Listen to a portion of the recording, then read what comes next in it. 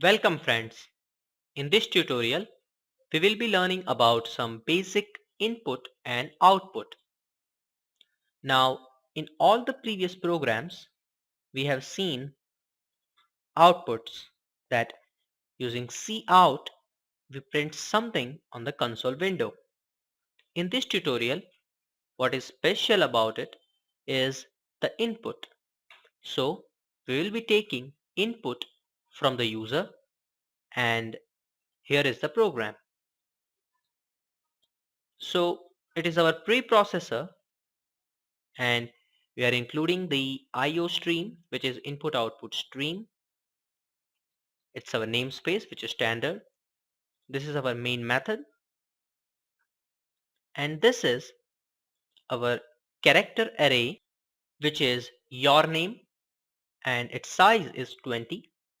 If you don't know arrays, you can always go back and check our array tutorials in C programming language. Then it is cout and it says enter your name here.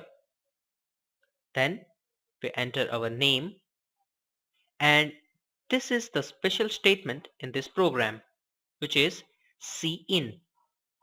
Now what does cin does is it takes the stream from the console and it stores into the variable. So it is taking the stream from the console and it is storing that character array in your name character array variable, and then in the cout we are printing the name. So it is very simple to play around with input and output stream. Let's go ahead and run our program.